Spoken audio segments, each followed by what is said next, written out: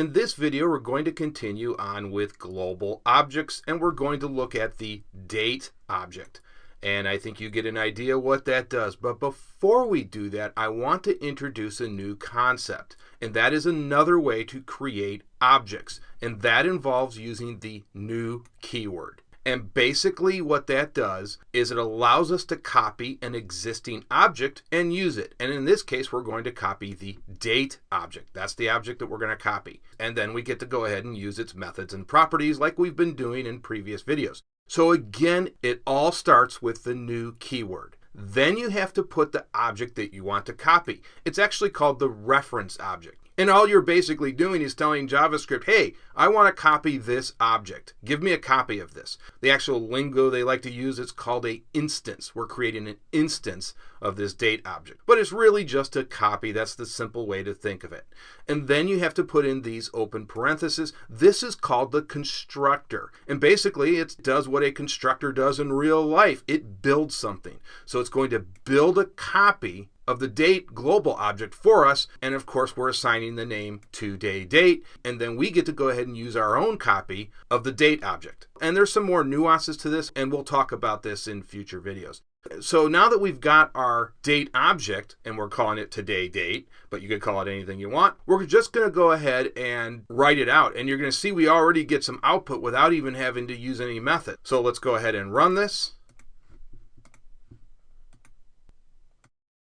And you can see we get all of this output Saturday, March 28th. We get the year, we get the time, and even the time zone. Now, what I want to point out is this will be specific to your system. So if you're living in another country or another time zone, it will pull it from the system clock on your computer. And so like I said, this may be different for you.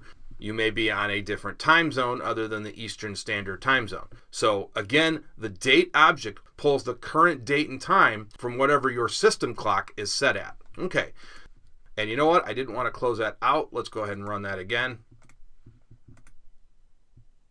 Now, let's say you don't like this long format here. You want this to look a little bit more readable because this is not in a string format. So let's say we want to convert this to a string format. There's actually a method that the date object provides to do that. And then we'll compare the two. So let's go ahead and just minimize this for now. And we'll go back to our code and I'll just copy and paste in here. So we're going to create a new variable called useString, and I think you get an idea what that means. We're going to specify our object. And like I said, we can go ahead and since this is a date object, like I said, this is our copy of the date object, we can go ahead and use all the methods. And one method that is provided is called toDateString. And all this is going to do is convert that output that we just saw to a more readable string. And of course, here we need to write out this variable. So let's just go ahead and copy and paste that in there. And we'll go ahead and run this now. And you can see this is a little bit more readable. This is now provided in a string format. And take a look at the difference. You can see this is actually a string as opposed to the raw output that we get.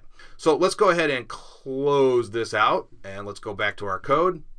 And we're going to go ahead and get rid of this line now. And I'm going to go ahead and copy and paste a new line in here. So we're going to use this getYear method. And there is actually an opposite to this called the set method. And we'll talk about the set method in a second. And the get just gets something that's already out there. We are just receiving what is already out there. With the set method, we actually define the values that we want, and I'll show you that in a second. But first, let's go ahead and run this, and obviously we need to go ahead and put the today date object in here that we're going to go ahead and write out, and we're just going to get the year. So let's go ahead and run this. And you'll notice that the output's going to look very similar to when we wrote it out earlier. And so it basically goes ahead and writes out everything, including the year. So again, that looks pretty similar to what we did earlier. But what we want to try to do is pass in a different year. And so let's put in 17 in here and we'll see what happens. And we'll go ahead and run this again. And nothing happened, and that's what I expected. Because remember, get methods only receive what's out there. So it'll only take what's currently available in our system clock. So that's why it did not alter the year. That's where we have to use the set method. So all we have to do here is switch this to set year, And now if we run this, you'll see that the year actually does change. And there you see we get 1917. Now if you wanted 2017, we actually have to type the whole thing out. And let's go ahead and run this. And there you can see we get 2017. Okay, that's going to do it for this video. Now in the next video, we're really going to start getting into JavaScript. We are going to take our first look at the DOM, otherwise known as the Document Object Model. Probably the most important thing to understanding JavaScript.